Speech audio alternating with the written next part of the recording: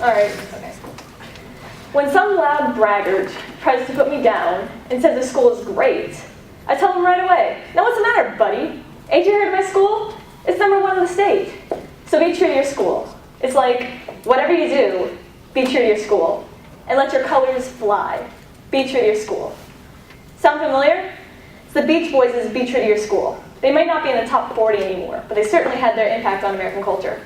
This song is all about school spirit, school pride, going to football games, and sticking up for your school. All that good moral stuff. Stand up for your high school. But is that always necessary? And is that always easy to do? I think it's harder than it seems. And I think it's harder than it seems because the decisions your school makes and much of the reputation your school promotes is out of your control. And yet you automatically identify with it.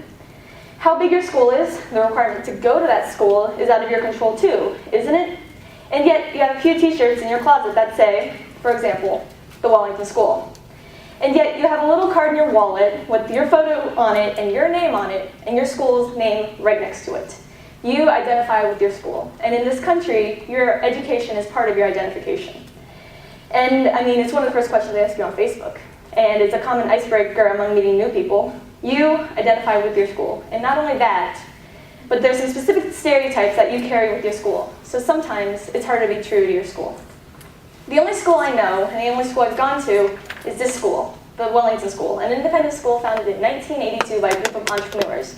It's small, but it's a good school. I really like this school. It's not part of a school district or a school system. It's an independent school. An independent school. In my mind, I see that term as a euphemism. And if not a euphemism, then a subtle way to bypass stereotypes. The only thing that means is that the school doesn't receive money from the government.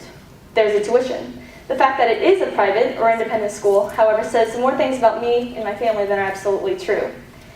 Not all of them are positive.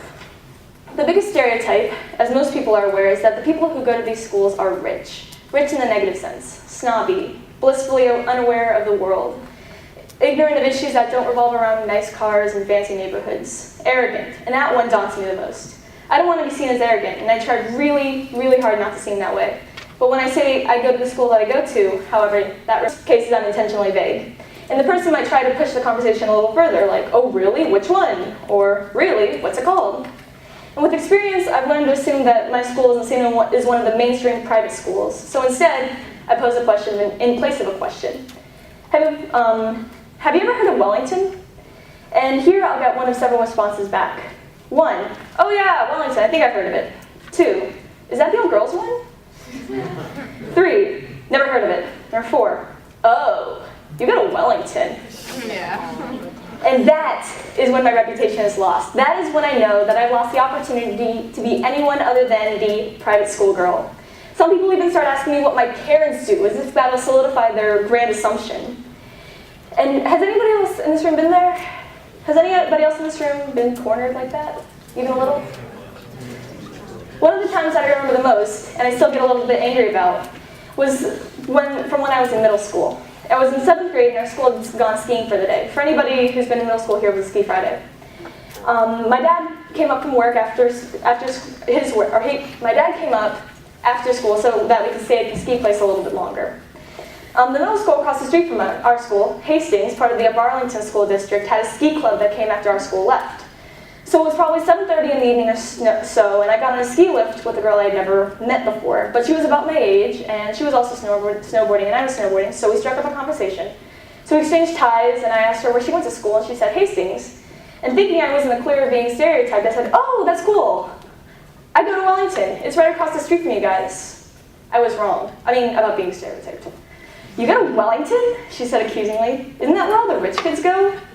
And so I was cornered with nowhere to go because I was dangling 20 to 30 feet in the air with a complete stranger who knew one thing about me and made a big assumption about the rest of my life. I felt a certain fight or flight instincts, but I clearly couldn't fly. But there was a little voice inside my head, and that voice still exists, who yells at the middle school version of me and says, "Yeah, she goes to a public school, but it's in an upper middle class neighborhood. She isn't any different than you." I thought about it, and I almost ran with it. I thought about the fact that I didn't live in the suburb of Columbus. I live in a town about 45 minutes away. So in response, I said, "Yeah, but I don't live in a rich neighborhood." And see, even I was stereotyping by trying to be or trying to avoid being stereotyped. It was like a stereotyping paradox, and nothing good came out of it. So you're poor, the girl asked. Not exactly. So then you're rich? And that's what I get upset about. Where I go to school, for the most part, is out of my control. My parents' socioeconomic status is also out of my control. So why do people bother me about it then? Why do people think that it works one way or the other? Why does it matter to other people? The private independent school stereotype makes it really hard to admit to people where I go to school. And there have been a couple of times where I've tried to deck out of the stereotype. One time that I remember specifically was in 5th grade when I went to 4-H camp. All of the kids lived in Delaware County, so most of them either went to Buckeye Valley schools or Delaware City schools. Had I gone to public schools, I would have gone to Delaware City schools. At camp, I was forced to canoe with this boy, and one of the first things he asked me was, "Do you go to Buckeye Valley?" And I didn't want to explain where I went to school, and even if he didn't know a single thing about it. So I said, so I lied, "No, I go to Willis. It's the middle school that I would have gone to." "Oh, really?" He said, "Me too." "Who was your homeroom teacher?" And that's where I was posed. I didn't know a single teacher in that school, and I couldn't think of a single name. And even if I could say the name of anybody, they probably wouldn't exist, and I could have been caught. Even though I probably could have gotten away. It's a big school. So my response? I don't remember. You see a pattern? If you tell the truth, you get stuck, sometimes. And if you lie, you get stuck. You're screwed if you do one thing, sometimes, and you're screwed if you do the other thing. And that is why I don't have a solution. I've been living with this predicament for a long time, or not a long time, a couple of years, and I still don't have a way to get around stereotyping. There are going to be people who, maybe unintentionally, will corner you into some sort of stereotype. Do those people matter? I guess it depends. Do they matter to you?